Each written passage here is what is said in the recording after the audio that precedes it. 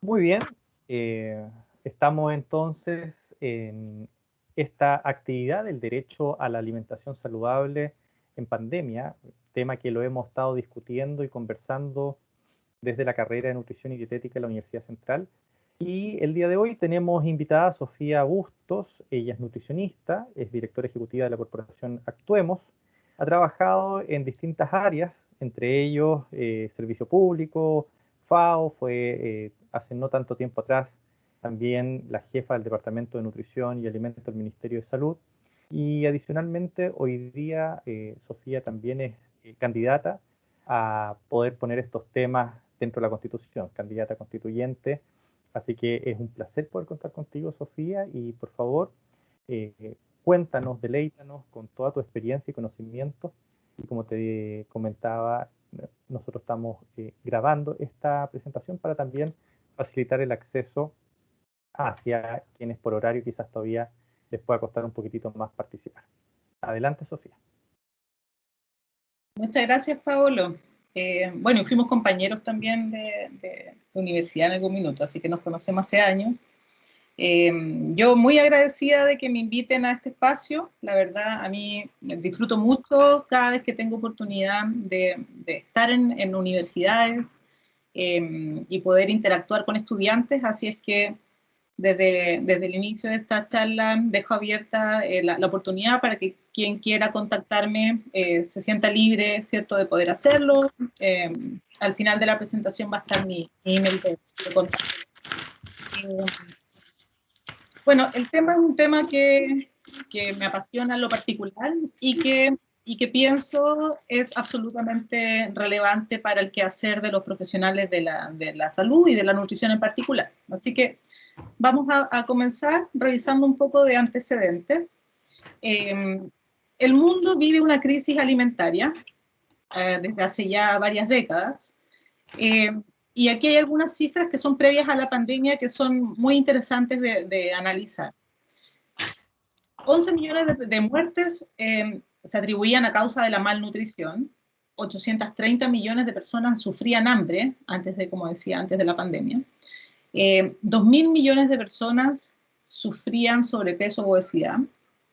Y si eso lo llevamos hacia la región de Latinoamérica y el Caribe, vemos que las cifras no son tan distintas.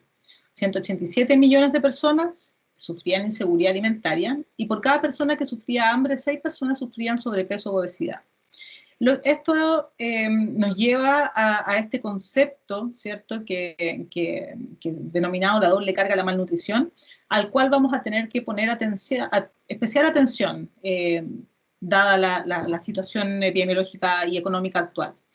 La doble carga de la malnutrición se refiere cuando tenemos o conviven, ¿cierto?, sobrepeso y obesidad y inseguridad alimentaria y desnutrición y hambre a la vez. Así es que complejiza mucho el diseño de las políticas públicas, un escenario con esas características. Por otra parte, no podemos dejar de mirar estas cifras alarmantes respecto a las pérdidas y los desperdicios de alimentos. Ya mencionábamos entonces la situación epidemiológica de la población, pero podemos revisar que también en todo el mundo se desperdiciaron cerca de 930 toneladas de alimentos durante el año 2019, y el 17% de la producción total de alimentos del mundo entonces terminaría en la basura. Esto según el informe de índice de desperdicio de alimentos del PNUMA, recientemente publicado. Y otros datos que a mí siempre me mueven, digamos, me conmueven, y por eso me gusta mencionarlos también a los profesionales del área de la nutrición, porque no nos puede dejar de preocupar que en América Latina se pierdan y se desperdicien hasta 127 millones de toneladas de alimento al año, los que podrían satisfacer necesidades alimenticias de 300 millones de personas. Esto según datos del año 2016, bastante antiguo, digamos, para toda la actualización que podemos revisar en la actualidad. Pero este porcentaje es uno de los más dramáticos, considerando, por ejemplo, que este es el año internacional, ¿cierto?, de promoción del consumo de las frutas y verduras. Y cuando revisamos que el 55% de las frutas y las hortalizas se pierden o desperdician en América Latina y el Caribe, debemos, ¿cierto?, alarmarnos por esto. Así que no olviden esto, por favor, y vamos a mantenerlo aquí en la retina para que podamos seguir avanzando en los otros temas que hoy día nos convocan. Chile es el país con mayor obesidad en adultos dentro de los países de la OECD. Estamos por sobre Estados Unidos, por sobre México, y por supuesto estas son cifras que no nos enorgullecen, pero que no podemos dejar de observar. Mirábamos la tendencia global y sabíamos que los países en general viven esta crisis alimentaria que yo mencionaba al inicio, pero Chile en particular ha logrado entonces estos índices de sobrepeso y obesidad, en particular en adultos. Cuando miramos las cifras para niños, vemos, según el mapa nutricional de Junaed, recientemente también publicado, que el 52% de los niños padecen obesidad o sobrepeso. Debemos entonces alarmarnos nuevamente.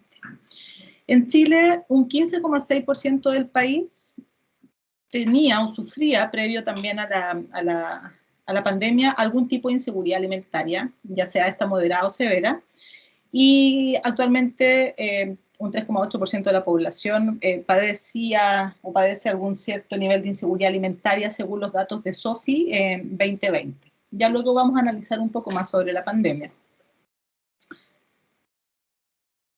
Estos datos que nos entrega la Encuesta Nacional del Consumo Alimentario, la ENCA, del año 2010, nos decía ya en esos años que solo un 5,3% de la población cumple con el índice de alimentación saludable. Y por otra parte, vemos que en 12 años el consumo de alimentos ultraprocesados ha aumentado cerca de un 25% y el consumo de comida rápida ha aumentado cerca de un 40%. Cuando revisamos luego más hacia el interior de nuestro país, vemos y descubrimos, ¿cierto?, esta gran desigualdad que también se refleja en la alimentación de las personas y que nos tiene en esta situación, ¿cierto?, de crisis alimentaria nuevamente, donde nos posicionamos con estos altos niveles de obesidad y sobrepeso, y por otro lado este incipiente o persistente cifras de inseguridad alimentaria. El 27,1% de los chilenos no puede financiar una alimentación saludable, nos decía un estudio en el año 2017, y una alimentación saludable en esos años también era 37% más costosa que una dieta no saludable. Por otra parte, cuando analizamos los datos que nos entrega el INE, vemos que en el año 2020 el índice del precio al consumidor de los alimentos creció 2,5 veces más que el valor del IPC general. Y esto nos indica que en los últimos 10 años los alimentos han aumentado más del doble que otros bienes y servicios. Según el mismo INE, la mayor parte del ingreso de los hogares es destinada a alimentos. Y son los primeros 4 quintiles de la población quienes tienen más gastos que ingresos. O sea, la deuda para poder adquirir estos bienes básicos se ha convertido en uno de los principales medios para las familias de poder adquirir alimentos.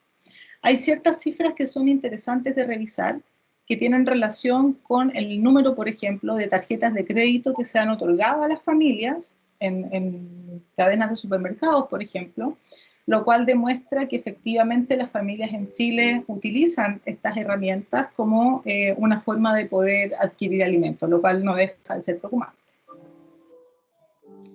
Por otra parte, tenemos otros factores, ¿cierto?, que son los determinantes sociales, que tienen relación en cómo nos afecta en forma desigual la malnutrición a los chilenos. En el fondo, la forma en que nosotros nos podemos relacionar con los alimentos también tiene determinantes sociales.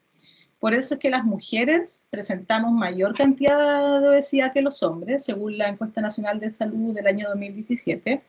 Y también la misma Encuesta Nacional de Salud nos decía que mientras menos años de escolaridad, mayor es la obesidad. Así que ya tenemos 2 determinantes, ¿cierto? Sexo y educación.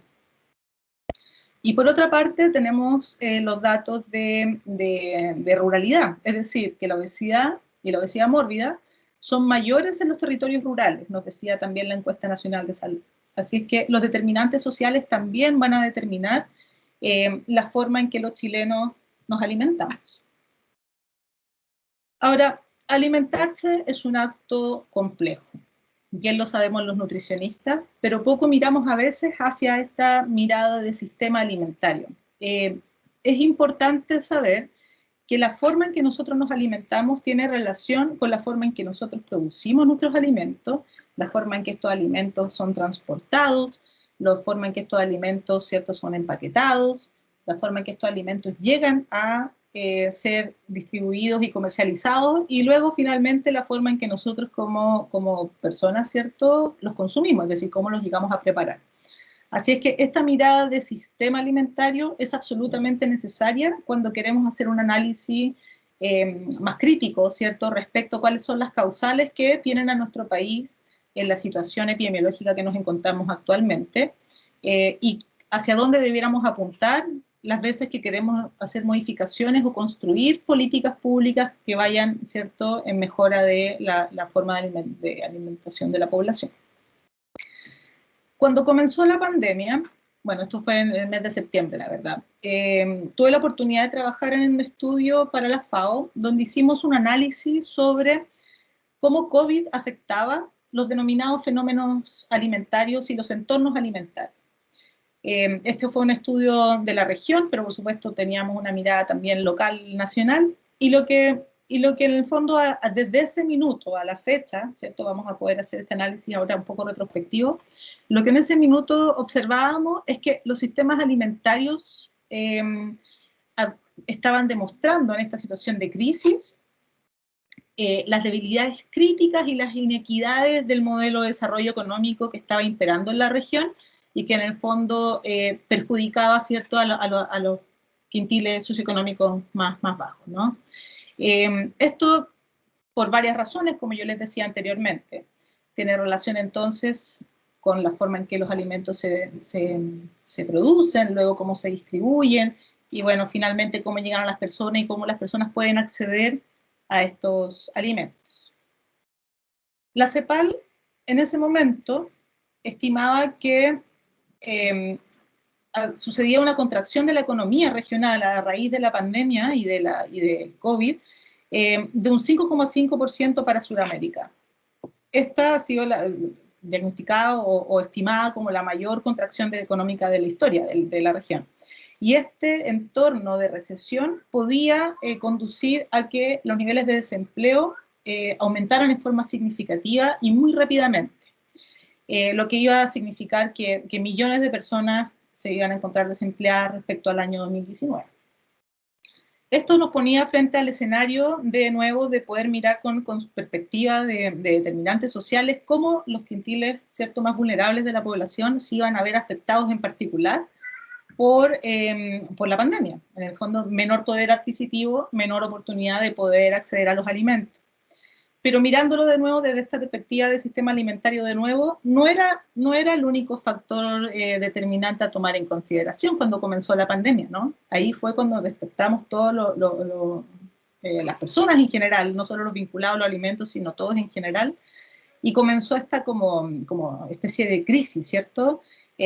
Países en Europa nos mostraban las góndolas vacías de los supermercados, la gente corrió desaforadamente a poder proveerse de alimentos. Todos temíamos de que iba a haber una crisis severa y que en el fondo las personas podíamos llegar a no tener acceso a los alimentos.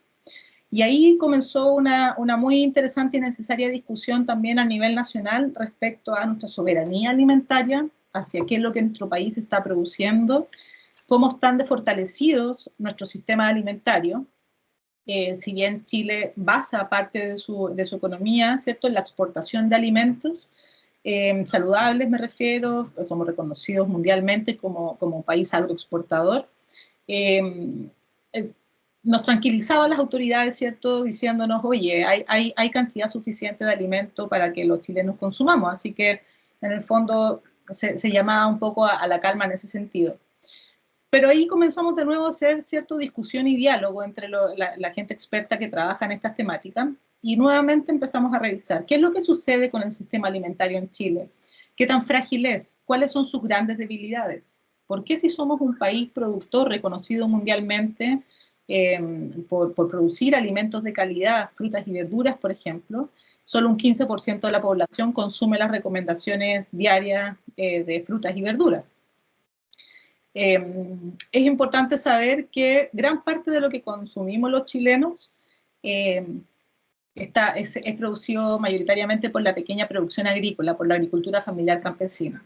Así que ahí nuevamente trabajando y conversando con ellos, cuáles son sus realidades, cuáles son las necesidades, qué necesitamos para fortalecer el sistema alimentario chileno, para que las personas puedan acceder entonces a alimentos de calidad, nutritivo, en forma asequible y a precios, ¿cierto?, que les permitan consumir estos alimentos. Así que en ese minuto, cuando estábamos haciendo el pleno análisis y desarrollo respecto al impacto COVID en los sistemas alimentarios, se hacían sugerencias que luego vamos a ver que tienen toda lógica en términos de cómo debían tomarse en ese minuto, pero luego también de cómo mantenerse en forma permanente en el país. Entonces, absolutamente fundamental lo era en ese minuto y lo sigue siendo el monitoreo de los indicadores nutricionales, poniendo especial atención en lo que yo mencionaba al inicio de la presentación, la denominada doble carga nutricional. En particular en los países que antes de la pandemia tenían puesto sus esfuerzos casi mayoritariamente en la obesidad y el sobrepeso, habiendo dado por superada la desnutrición, como es nuestro caso, el caso de Chile.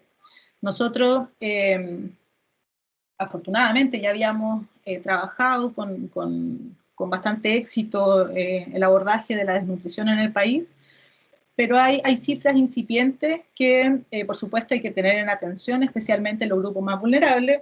Y por otra parte, tenemos esta denominada, yo decía, doble carga nutricional, pero también la presencia de esta hambre oculta, ¿no?, que es la carencia de nutrientes, de micronutrientes específicos en las personas que tienen normopeso, sobrepeso o incluso obesidad. Así que también el monitoreo de indicadores nutricionales tiene relación con estado nutricional, pero también con la presencia o necesidad, ¿cierto?, de consumo de ciertos micronutrientes en la población.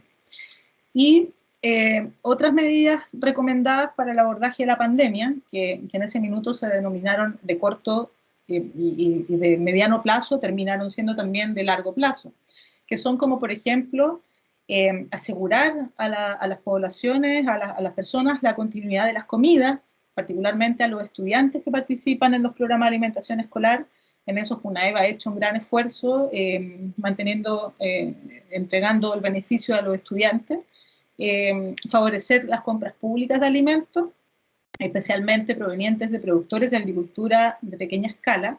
Sabemos que el Estado utiliza grandes recursos públicos para hacer compra de alimentos. Por ejemplo, FUNAEV, Gendarmería, Fuerzas Armadas, municipios hacen gastos en alimentos y de hecho de gran envergadura. Y la recomendación entonces era que estas compras favorecieran especialmente a la agricultura de pequeña escala y a la pesca artesanal para poder favorecer las economías locales, ¿cierto? Y comenzar a reconstruir la economía de los territorios, especialmente en las regiones. Por otra parte, favorecer los circuitos cortos de comercialización con el fin de poder dinamizar las economías locales, como mencionaba anteriormente, pero también para poder fortalecer la inocuidad y la cultura alimentaria en época de pandemia que es tan relevante, ¿no? El cómo nos cuidamos como desde los territorios. Había una serie de acciones y medidas que se sugería poder realizar. Y por otra parte, se le sugería a los gobiernos y a las instituciones diseñar medidas fiscales para poder favorecer el acceso a las personas a alimentos nutritivos y a precios asequibles. Y aquí es cuando viene una gran oportunidad que vamos a analizar un poco más hacia adelante, pero todos estos temas fueron ampliamente discutidos, analizados hace unos meses atrás, pero han tomado especial fuerza y han tomado un especial interés académico, lo cual es absolutamente relevante, ya que permite hacer diseño de políticas públicas basados en evidencia, ¿no? Así que sumamente interesante que estos temas se dieran, lamentable que fuera a raíz de una pandemia, pero la crisis de la pandemia evidenció los graves problemas que tenía y que tiene en nuestro actual sistema alimentario y que debemos modificar, por supuesto. La inseguridad alimentaria en los quintiles de bajos ingresos, en la actualidad, según nos dice Mideso y Elige Birzano hace pocas semanas atrás, es del 25,6%, y este porcentaje baja al 3,9% en los quintiles de mayores ingresos. Así que aquí vemos nuevamente cómo la desigualdad afecta en forma diferenciada a las personas. Y el incremento en la desnutrición aumentó de un 1,8% desde el año 2019 a un 2,6% en el año 2020, según el mapa nutricional de la JUNAEP, lo cual es un aumento que, si bien es leve y es incipiente, no podemos descuidar. Como yo decía anteriormente, es una cifra que habíamos desatendido en Chile, más que desatendido, estaba cubierto por las acciones que se habían tomado anteriormente, pero la cifra entonces ha aumentado, lo cual debe ser de gran preocupación y de rápida atención por parte de las autoridades para poder ayudar a que esos niños en particular puedan llegar, ¿cierto?, a un estado nutricional normal. Ahora, estamos viviendo otro gran proceso importante en nuestro país, ¿cierto? Anteriormente yo mencionaba cómo la pandemia nos evidenció estas crisis importantes que estábamos viviendo en términos alimentarios en nuestro país, en este sistema alimentario que estaba mostrando, bueno, mundial primero y luego local, me refiero a nuestro país, que muestra efectivamente que no es un sistema alimentario ni justo, ni saludable, ni sostenible, ¿cierto? Por todo lo que ya antes he mencionado. Y sumado a ello, nuestro país vive este proceso, ¿cierto?, de poder plantearnos y escribir una nueva constitución política de la República. Y para eso es importante incorporar estas temáticas, ¿no?, que han estado bastante ausentes primero de la agenda pública en general, y luego en nuestra actual constitución. Ahora, ¿qué es una constitución? La constitución política es la ley suprema del ordenamiento jurídico. Es la máxima jerarquía respecto a las leyes con las que cuenta un país. Es la que determina, ¿cierto?, el accionar u orienta el diseño de las políticas públicas del país. La Constitución lo que hace es reconocer y consagrar los derechos fundamentales y establecer los mecanismos de tutela y protección de los mismos. Es decir, son los acuerdos país para poder construir hacia el bien común. Y por ello es tan relevante y tan fundamental que el derecho a la alimentación sea considerado dentro de nuestro ordenamiento jurídico. Antecedentes de sobra, ¿no? Ya todo lo que he dicho anteriormente justifica la razón del por qué es tan relevante, ¿cierto?, poner sobre la agenda pública la alimentación, con esta mirada del sistema alimentario. Y por otra parte, comprender de que en nuestra actual Constitución no existe el derecho explícito a la alimentación adecuada. Así es que esto se transforma en una gran oportunidad para generar análisis, discusión y poder construir, ¿cierto?, como sociedad, un sistema alimentario que disminuya estas brechas, ¿cierto?, estas desigualdades y que vaya en asegurar a las personas el acceso a alimentos de calidad. El derecho a la alimentación es un derecho que se relaciona con la seguridad alimentaria y con la soberanía alimentaria, toda vez que pretende asegurar que las personas consuman la cantidad y la calidad adecuada de alimentos saludables, sin discriminación y con pertinencia cultural, para así asegurar una vida satisfactoria para todos y todas, ¿no? Muchas veces se me pregunta cuál es la definición de cómo debiese ser un derecho a la alimentación, pero la verdad es tarea de los procesos constituyentes poder construir este relato o este articulado de cómo cada país va a afrontar este derecho a la alimentación. De hecho, el día viernes de esta semana en la Universidad de Chile se va a presentar los resultados de un estudio que realizaron un análisis comparado de muchas constituciones en el mundo y de cómo cada una de estas constituciones abordaban o no el derecho a la alimentación. y en el fondo hay ciertos matices en la forma en que se describe el derecho o cómo se aborda el derecho. Y por eso es tan interesante lo que pasa en nuestro país, que tenemos la oportunidad de poder construir cómo queremos que este derecho sea incorporado en el proceso constituyente y en la Carta Magna, digamos. Así que es importante saber de que si bien en Chile no está explícito el derecho a la alimentación en la Constitución, sí está considerado en forma implícita, porque Chile está adscrito a tratados internacionales en los cuales se ha dado reconocimiento a este derecho humano. Por ejemplo, en el Pacto Internacional de Derechos Económicos, Sociales y Culturales de las Naciones Unidas y en el Protocolo de San Salvador. Ahora, el derecho a la alimentación, por estos tratados internacionales que mencionaba anteriormente, está ineludiblemente vinculado a la justicia social, y se ejerce solo cuando todos y todas las personas tenemos acceso físico y económico en todo momento a alimentos de calidad. Ese es el cumplimiento del derecho dentro de los territorios. Y debe contar con 5 principios básicos. Debe contar con disponibilidad, es decir, que haya oferta de alimentos de calidad. De calidad nos referimos a que sean sanos, nutritivos e inocuos. Que haya accesibilidad a estos alimentos, o sea, que existan posibilidades económicas y físicas, ¿cierto?, para adquirir los alimentos de calidad. Que haya estabilidad, es decir, que exista permanencia en el tiempo de una oferta de alimentos de calidad, de nuevo, que sean sanos, que sean nutritivos y que sean inocuos.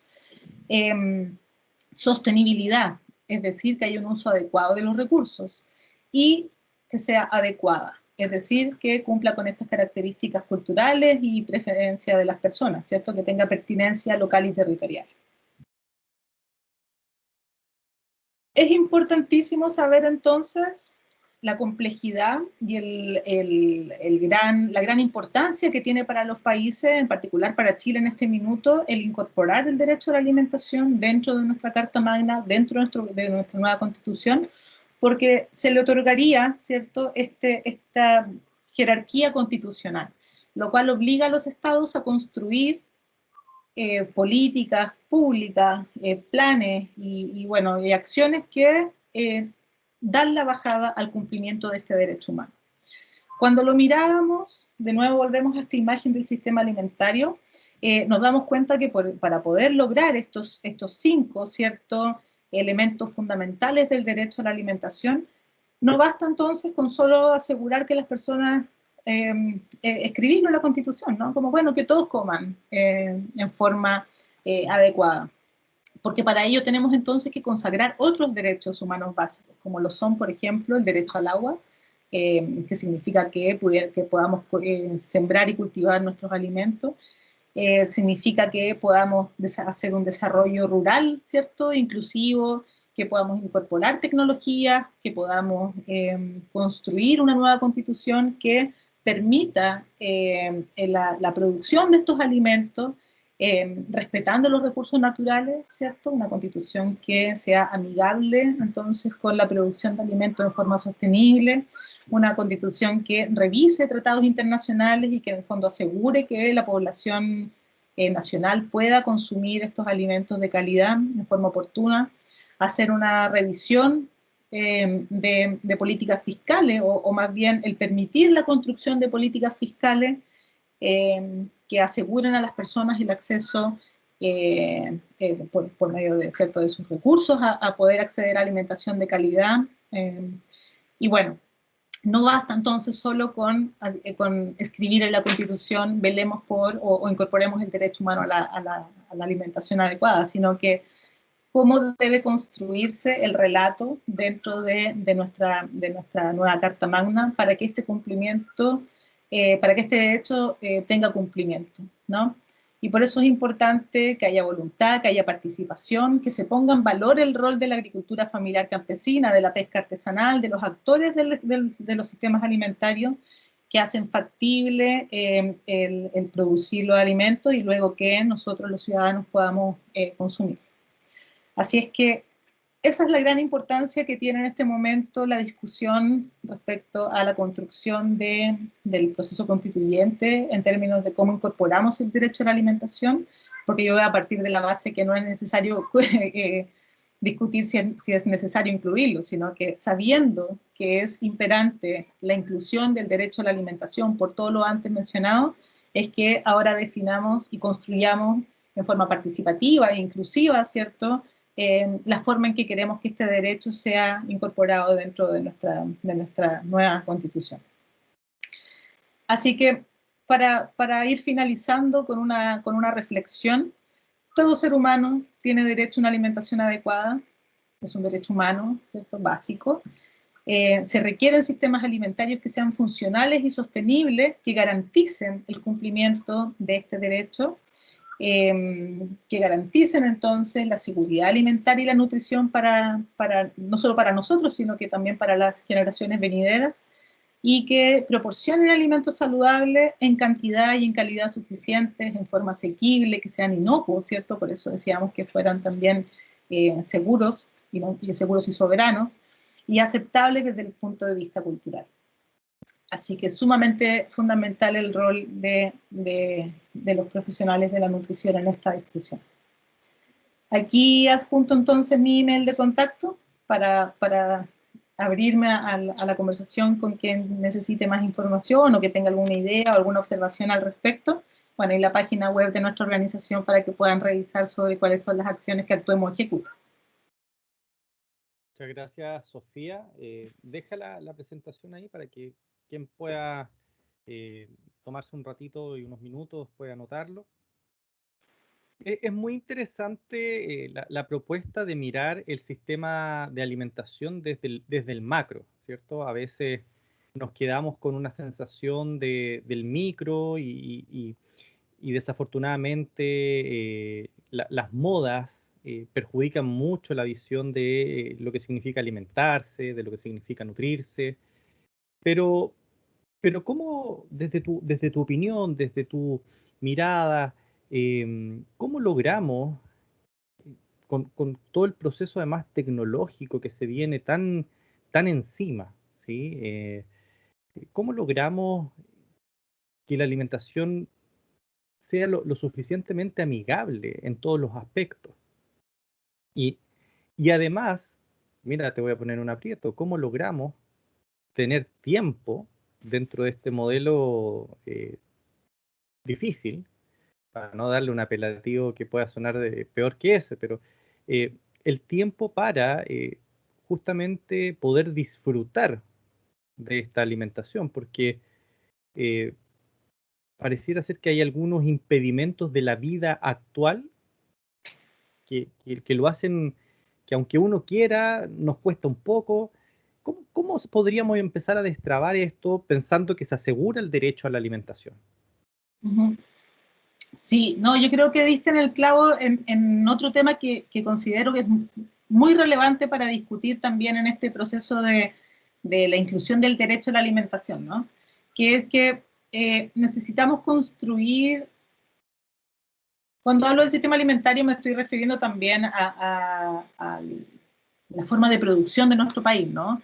Y no solo de producción, sino que de acceso, de comercialización, de consumo.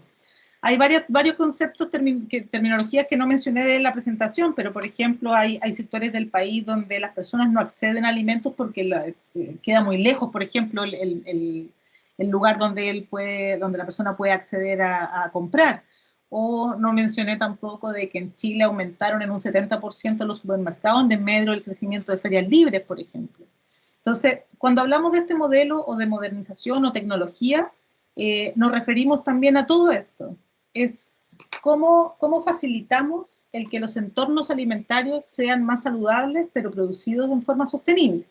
Y ahí es cuando viene la clave de lo que suena tan base, ¿no? Tan básico a veces y tan de lógica, que es, bueno, debemos fortalecer la producción de los alimentos, debemos fortalecer las cadenas, el encadenamiento productivo, en el fondo es cómo estos alimentos llegan a los consumidores en forma fácil, en forma asequible, cómo cortamos estas cadenas de intermediarios, ¿cierto?, que encarecen nuestros alimentos, ¿cómo hacemos que las personas de forma fácil y amigable accedan a estos entornos alimentarios más saludables y en el fondo, en definitiva, puedan acceder en forma más fácil, ¿no?, a estos alimentos? Estamos inmersos en una globalización, ¿cierto? Sabemos que gracias también a ella es que la pandemia no golpeó en términos de inseguridad alimentaria global como se especuló en algún inicio, ¿cierto? Las cadenas mostraron cierta robustez en el sentido de que se lograron hacer ciertos movimientos de alimentos, pero a pesar de ello, las personas en general acceden a alimentos de no muy buena calidad. Ahora, el e-commerce, por ejemplo, que se mostró como el gran campeón de la pandemia, ha tenido efectos positivos y negativos. Efectos positivos en el sentido que ha permitido que las personas accedan de forma más fácil a algunos grupos de sectores de la población a alimentos, pero habría que revisar a qué tipo de alimentos, ¿cierto? Y también obligó a otros sectores, por ejemplo, productores de pequeña escala, feriantes u otros, a incorporar tecnología a sus modelos de negocio para poder acceder a los mercados, a los nuevos mercados, a los nuevos consumidores, a las nuevas exigencias de este nuevo mercado. Y eso en el fondo facilitó también mostrar de que era posible. Entonces, yo creo que este estado como de letargo en el que se encontraba nuestro sistema alimentario hasta antes de la pandemia, que funcionaba muy bien en el sentido de que se vendía mucho alimento ultraprocesado, de cierta forma no había quiebres, más que la alimentación de las personas me refiero, mostró esta pandemia, como yo decía, mostró las inequidades del sistema, todas sus debilidades, y ahora solo nos queda reflexionar y mejorarlo, ¿no? Y por eso el diseño de políticas públicas efectivas, que en el fondo se hagan cargo desde la mirada del Estado a la modificación de un sistema alimentario que facilite a las personas el acceso a sus alimentos, ¿no? Por eso también hay otros derechos fundamentales, como el derecho a poder eh, eh, disfrutar de la vida, ¿no? Que es un poco el bien común que busca también el espíritu de la construcción de una nueva constitución. Y se han ido generando con el paso del tiempo y obviamente con la dificultad que tiene nuevos nichos productivos, por ejemplo, opciones como las granjas marinas, opciones como que a partir de inteligencia artificial se generen alimentos con ingredientes que no son los tradicionales, y así un montón de cosas. O sea, ¿cómo ves tú estas diversidades o estas tal vez nuevas oportunidades o tal vez no oportunidades? No sé, ¿cómo lo ves tú? Eh, cómo se viene desde tu perspectiva, perdón, cómo se viene este modelo de alimentación, este food system post-pandémico? Uh-huh. Sí, yo creo que también hay que salirse de la utopía, ¿eh? Porque a veces en el discurso yo me encuentro también en él porque es lo que defiendo y lo que promuevo, ¿no? Que son estos sistemas eh, idealmente basados en alimentos lo menos procesados posible, ¿cierto? Con rescate hacia los productos patrimoniales, endémicos, locales, estacionales, etcétera. Pero sabemos que dentro de también un sistema, o más bien dentro de un mundo general, no solo Chile, en el cual aumenta la población y disminuyen los sectores productivos, por ejemplo, los territorios, los terrenos de producción cada vez son menos, cada vez hay menos acceso al agua por mala gestión, pero también por cambio climático. Qué sé yo, hay una serie de factores que también hacen mirar la tecnología o la incorporación de tecnología en la producción de alimentos, que es necesario, ¿no? O sea, es necesario preservar los alimentos de forma de mayor tiempo, hay que incorporar cierta tecnología en términos de poder diseñar alimentos que permitan el consumo de nutrientes a la población, ¿cierto? Tal vez en forma más elaborada que el nutriente, el alimento en sí mismo. Yo creo que hay que saber lidiar y compaginar ambos procesos que son parte de la evolución humana, ¿no? O sea, por algo desarrollamos tecnología, porque necesitamos incorporar esa tecnología también en nuestro quehacer y en nuestra forma de vida. Pero sin olvidar, por supuesto, las bases de la alimentación, que ahí es cuando yo creo que nos perdimos en algún momento. propiciamos mucho uno por sobre lo otro y dejamos a la merced, ¿cierto?, de un mercado liberal, en el fondo, un derecho humano que es alimentarnos. El humanizar la alimentación creo que es una necesidad, ¿no? Volver a mirar la alimentación con el respeto que merece. Y por eso cualquier uso de tecnología, cualquier mirada que yo o sea, voy de la mano en ella, ¿no? Por supuesto que tenemos que incorporarla, debe ser respetuosa de todo lo antes mencionado, es decir, con el medio ambiente, con los territorios, con las comunidades, con los individuos, etc. Así que no es uno en desmedro del otro, sino que debieran ir ambos en el mismo camino. E incorporar tecnología también hacia los sectores, como yo decía antes, que han sido eh, dejados de lado, ¿no? Como yo decía, el desarrollo rural. Quienes nos entregan, sin la ruralidad no tenemos ni agua, ni energía, ni alimentos, ¿cierto? Desde ahí provienen quienes nos abastecen. Así que el mirar hacia el mundo rural, eh, con, con, con, con, todo lo que significa en el fondo y con todo el respeto que merece, debe ser también una discusión importante y relevante para este sistema alimentario que queremos construir. Y otra cosa también interesante, tú mencionabas algo del mar. El mar no está consagrado tampoco en nuestra constitución actual. No está incorporado el mar en nuestra constitución. Así es que ahí hay otra oportunidad importante, ¿cierto? Cuando hablamos de también consumo de productos o de especies del mar, incorporarlo, ¿cierto?, con esta perspectiva del sistema alimentario también, porque por lo general terminamos hablando de la producción agrícola, pero nos olvidamos también de la agropecuaria. Sofía, y tú mencionas muy bien y muy claro justamente las bases de la producción del mundo campesino, ¿cierto? Del mundo de la pesca artesanal, de las ferias libres. Eh, una pregunta que se hace un consumidor común y corriente. ¿Por qué mis mejores productos se van fuera de Chile y yo no tengo la opción de encontrar al menos un porcentaje de estos en la feria de mi casero? ¿Qué opinión te merece a ti desde la mirada del sistema alimentario y de derecho a la alimentación?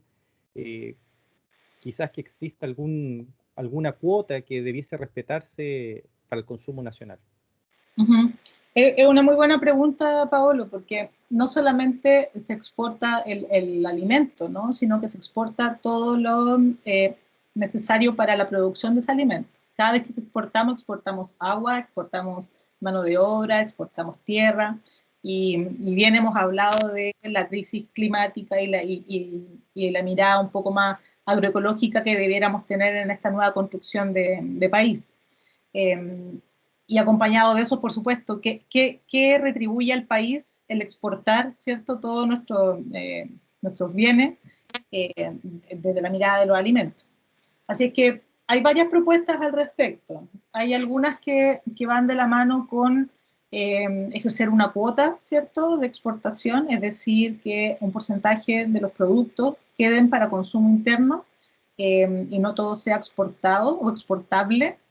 Pero ahí de nuevo volvemos a repensar y yo te digo, ok, ¿y qué pasa si quedan para consumo interno sumado a lo que ya produce nuestra pequeña producción agrícola? Pero así todo, solo un 15% de la población consume las frutas y verduras y desperdiciamos el 55% de las frutas y verduras que producimos.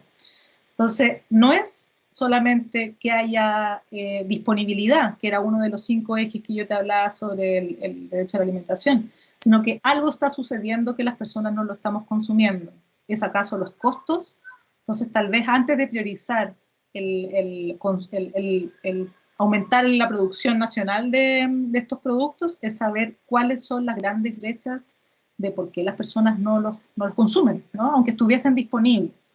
Entonces, por eso es la importancia de construir y otorgarle este carácter constitucional al derecho a la alimentación para poder construir políticas coherentes, ¿no? Cuando hablamos de políticas desde el Ministerio de Salud, desde Agricultura, desde Hacienda, desde todos quienes tengan parte en esto, para poder entonces revisar. Serán entonces más, no es que no sea uno por sobre otro, sino que a la vez políticas fiscales que otorguen subsidio al consumo, por ejemplo, o comercialización de productos saludables por sobre otros menos saludables, ¿O será necesario aplicar un impuesto a los alimentos menos saludables para que la gente favorezca, ¿cierto?, el consumo de estos más saludables? ¿Cómo logramos que esa sobreproducción o ese producto no exportado llegue a las mesas de las personas? Y me refiero a los quintiles menos favorecidos y no se vuelva de nuevo otra segregación de mercado donde son solo un segmento de la población que va a poder acceder a ellos. Entonces, no basta solo entonces con tomar una determinación que es una determinación a nivel de diseño de política, que no sea coherente con otras para poder en el fondo cumplir el objetivo. Así que hay, en las discusiones que yo he estado con algunos parlamentarios o incluso revisando otras discusiones de otros países que han incorporado el derecho a la alimentación, la cuota es una alternativa viable, factible e implementada por otros. Así que por supuesto la podemos considerar también. Pero por sí sola no logra el objetivo. Un poco ese es el mensaje. Porque ya en Chile sabemos. En Chile sabemos que logramos. Todo lo que hemos hecho todavía tampoco es suficiente. O sea, tiene que haber una lógica estructural. La última pregunta, porque sabemos que ya te queda poquito tiempo. Viéndote a ti como una mujer empoderada y nutricionista y que logra traspasar estas grandes barreras que a veces se generan respecto de quienes debiesen estar a la cabeza y liderando procesos como este, ¿qué sugerencia podrías entregarnos respecto de cuál sería la formación de pregrado de un profesional con perfil del siglo XXI para lograr impactar en el sistema alimentario? ¿Qué crees que es necesario que debiésemos tener en la formación actual? Mira, yo algo que he valorado de las nuevas generaciones es precisamente la búsqueda de comprender, no desde la simpleza, ¿no?, desde la complejidad que otorgan los alimentos con esta mirada de sistema alimentario y con esta mirada un poco más de política pública quizás. Yo creo que es pertinente, o al menos para mí es un absurdo en realidad, cuando como profesionales de la nutrición hablamos de la nutrición sin comprender o sin siquiera mirar hacia dónde los alimentos se producen, cómo llegan, cómo no cuestionarse, ¿cierto?, en la cadena de suministro. Yo creo que eso es absolutamente fundamental dentro de la formación del profesional nutricionista. Aunque te dediques a clínica, ¿eh? Acuérdate, no hay que diferenciar. Claro, yo me dedico quizás a un área de la nutrición que es poco explorada, pero cualquiera sea el área de desempeño de los profesionales, tienes que saber de lo que estás hablando, ¿no? Como un poco, no sé, voy a usar un ejemplo burdo. No sé, consuma quinoa. Oye, no, ¿sabes qué? En esta zona no hay producción de quinoa, pero, qué sé yo, hay amaranto y podría, no sé, mirar dónde estamos, pensar global, actuar local, ese es el mensaje que yo siempre utilizo, y humanizar la alimentación, ¿no? Como no solo hablar de nutrientes, sino que hablar de alimento nos hace mucho bien también. Así que yo creo que hay que modernizar las mallas, yo siempre lo he dicho. yo estoy segura que tú estás en ello, así que creo que es una necesidad, ¿no? Sí. No, y por eso a mí me gusta mucho conversar con los estudiantes, porque creo que ellos tienen mucho que aportar y uno mucho que mostrar con los años que uno también va recorriendo, pues, haciendo cosas. Completamente de acuerdo. Desde ya, muchas gracias con nosotros, para quienes se incorporaron durante el proceso, Sofía Bustos, para quienes van a además poder ver la grabación, que la vamos a dejar en la web de nutrición de la universidad. Contarles que Sofía nos ha acompañado hoy día con una excelente presentación respecto del derecho a la alimentación y temas anexos. Así que queremos agradecerte, Sofía, que hayas podido estar con nosotros. Ojalá que nos puedas seguir acompañando, porque tu experiencia y tus conocimientos y tu liderazgo, la verdad que también va a servir para motivar a muchas y a muchos más que se seguirán formando en estas áreas. Hay que sensibilizar. Uno de los roles de nosotros como profesionales de la salud es precisamente sensibilizar y mostrar la importancia de estos temas. Así que los agradezco por la invitación y los felicito por ejercer este espacio, porque es un momento importante para nuestro país y estos temas no pueden quedar ajenos. Así que tenemos que sensibilizar. Muy bien. Muchas gracias y a partir de ahora damos entonces por finalizada esta presentación. Invitamos a todos a seguir en redes sociales y también a seguir a Sofía, que siempre está compartiendo mucha información. Gracias, Sofía. Gracias a ti, que estés muy bien. Hasta luego. Muchas gracias. Chao, chao.